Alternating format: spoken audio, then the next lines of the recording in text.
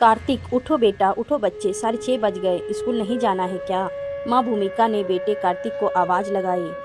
उसे उठाकर बाथरूम में फ्रेश होने भेज दिया और खुद किचन में जाकर उसका नाश्ता और स्कूल का टिफिन तैयार करने लगी। उसके बाद कार्तिक के कुछ और छोटे मोटे कामों को निपटाकर उसे स्कूल भेजते ही अपने और पति आदित्य के लिए चाय बनाई और आदित्य को चाय देकर घर के कामों में व्यस्त हो गई। आदित्य के लिए ऑफिस का टिफिन तैयार करके उसके लिए नाश्ता बनाया। जैसे ही नाश्ता देने लगी तब आदित्य ने कहा, भूमिका तुम्हारी नाश्ते की प्लेट कहाँ है? आओ साथ बैठकर नाश्ता करते हैं। तभी भूमिका कहती है, आप नाश्ता करो, आपको ऑफिस के लिए लेट हो जाएगा। मैं आराम से कर लूँगी, मुझे कोई जल्दी नहीं है। इस पर तुरंत आदित्य कहता है, मुझे पता है तुम मेरे जाने के बाद ढंग से नाश्ता भी नहीं करोगी, तुम्हें सिर्फ दूसरों का ख्याल रहता है। खैर वादा करो तुम खाने पीने का भरपूर ध्यान रखोगी। ऐसा कहकर आदित्य ऑफिस के लिए रवाना हो गया। कुछ इस तरह से है एक हाउसवाइफ और माँ भूमिका की रोजमर्रा की जिंदगी। आदित्य और भूमिका की शादी को 10 साल हो गए हैं। शादी से पहले भूमिका नौकरी करती थी।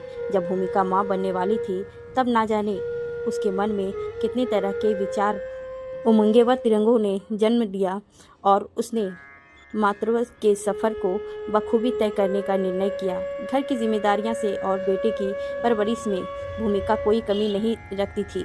एक दिन दोपहर के 2:30 बजे बेटा कार्तिक स्कूल से आकर माँ से कहता है, मम्मी मेरे सब दोस्तों ने की मम्मी काम पर जाती है, जॉब करती है, आप भी जाओगे? क्यों, आज स्कूल में कोई बात हुई है क्या? माँ ने पूछा। वो स्कूल में अंकित अपनी मम्मी के बारे में बता रहा था ना, इसीलिए पूछा, बेटे कार्तिक ने कहा। इस पर भूमिका प्यार से कस के उसे एक जादू की झपकी देते हुए कहती है, तुम्हारे पापा के साथ साथ अगर मम्मा भी काम पर चली जाएगी तो प्यारे से कार्तिक का ध्यान कौन रखेगा, इसलिए मैं काम पर नहीं जाऊंगी। अच्छा ठीक है, कार्तिक ने हंसकर कहा। तभी भूमिका बेटे से कहती है, आप हाथ मुंह धो लो, मम्मा आपके लिए खाना लेकर आती है। इतने में कार्तिक कहता है, मम्मा आपको पता है मदर्स डे आने वाला है और गर्मी की छुट्टी भी शुरू होने वाली है, तो क्लास टीचर ने कहा है छुट्टियां शुरू होने से पहले इस बार हमारे स्कूल में मदर्स डे सेलिब्रेट किया जाएगा। उसमें सब बच्चे की मम्मी को बुलाया है, आप आओगे ना? कार्तिक ने पूछा। हाँ बिल्कुल बेटा, मैं ज़रूर आऊँगी, ये भी कोई कहने की बात है, भूमिका ने बेटे से कहा। जल्द ही मदर्स डे भी आ गया। उस दिनों माँ बेटे स्कूल में सेलिब्रेट के लिए पहुँचे। थोड़ी देर में सेलिब्रेट शुरू हुआ। उसमें स्कूल के अनेक बच्चों की माएँ आई हुई थी। उन्हीं बच्चों में से कुछ बच्चों की माँ को स्टेज पर बुलाकर उसने उनके स्वयं के और उनके मातृ के अनुभव के बारे में पूछा जा रहा था, जिसमें भूमिका का नाम भी शामिल था। जब भूमिका की बारी आई तब उसने अपने बारे में बताना शुरू किया। उसने कहा, मैं एक हाउसवाइफ हूँ और एक माँ भी। जी हाँ, एक हाउसवाइफ। उसने फिर कहा, अपने पति के साथ साथ मैं अपने घर की भी पत्नी हूँ।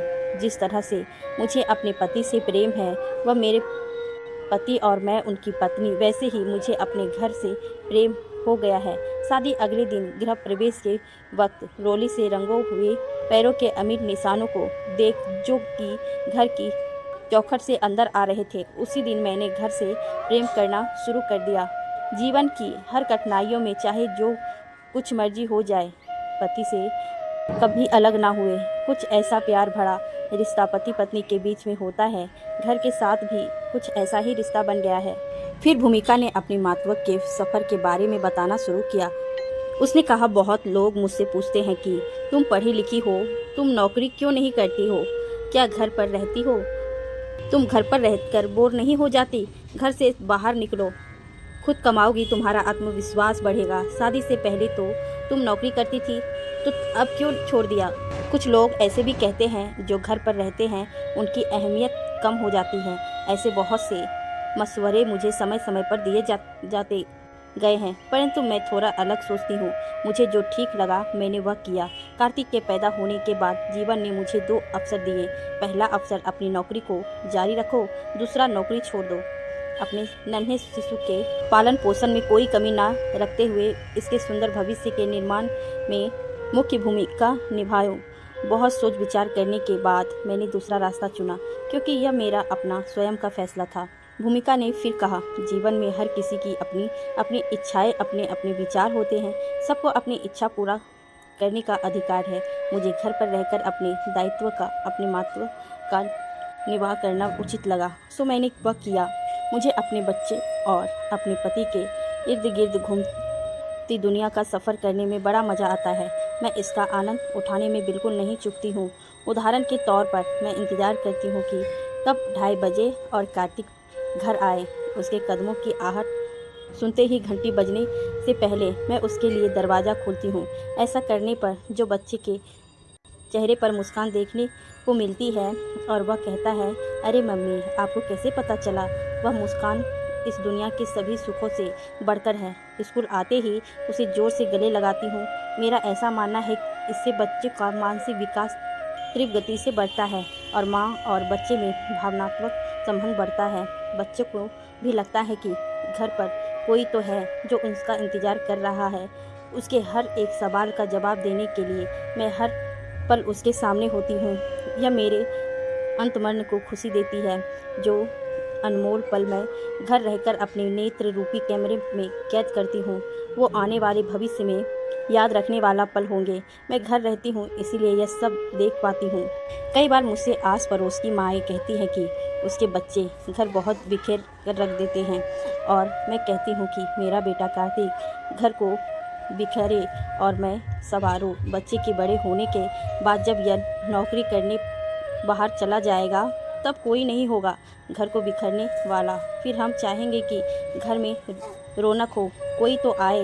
मैं हाउसवाइफ हूँ, इसीलिए यह पल देख पाती हूँ और मज़ा उठाती हूँ। यकीन मानिए, इन पलों को मेरे पति कई बार बहुत मिस करते हैं। भूमिका ने फिर कहा, समय बहुत तीव्र गति से कब आगे बढ़ जाता है, पता ही नहीं चलता। छोटा सा कार्तिक आज 9 साल का हो गया है, पता भी नहीं चला। ऐसे ही कब जीवन के 15 साल बीते जाएंगे और पंख लगा के एक पक्षी की भांति यह बच्चे भी उड़ जाएंगे, अपने जीवन में मस्त हो जाएंगे। हमें नहीं पता यह हमारे साथ रहेंगे या नहीं, जीवन किस दिशा की और मुख्य करता है, हमें यह भी नहीं पता। तब यही आज के इनके साथ बीते हुए पल हमारे जीवन का आधार होंगे। मैं इन पलों को सहेज के रखना चाहती हूँ, और ऐसा नहीं है कि मैं इन सब चीज़ों से कभी बोर नहीं होती। मैं भी कभी कभी बोर हो जाती हूँ। वही दिन भर का रूटीन, वही सुबह उठो, घर के काम करो। कभी कभी तनावग्रस्त भी महसूस करती हूँ, परंतु रूटीन में थोड़ा बदलाव करके फिर से अपने आप को एक नए दिन के लिए तैयार कर लेती हूँ। आगे भूमिका फिर कहती हैं, कई बार नकारात्मक मुझे भी घेर लेता है। उदाहरण के तौर पर नकारात्मक विचार, जैसे कि मैं सारा दिन घर रहती हूँ, किसी को मेरी क्या अहमियत तो उनकी होती है जो दूर है, परंतु कुछ छोटी छोटी बातों से मेरी यह नकारात्मक दूर हो जाती है। उदाहरण के तौर पर, यदि मैं बच्चे के स्कूल से आने के बाद घर पर ना मिलूँ तो मेरा बेटा घर आसमान पर उठा लेता है, मम्मी कहाँ है, मम्मी दिखाई नहीं दे रही है।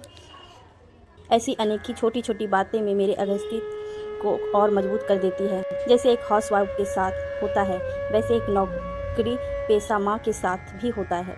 उन्हें भी कभी कभी अपनी डेली रूटीन से बोरिंग होती होगी। नौकरी पेशा माँओं की ज़िंदगी आसान थोड़ी होती है, उन्हें तो बल्कि 2-2 काम करने पड़ते हैं। ऑफिस के साथ साथ थोड़ा बहुत घर की जिम्मेदारी तो हर महिला को निभानी पड़ती है।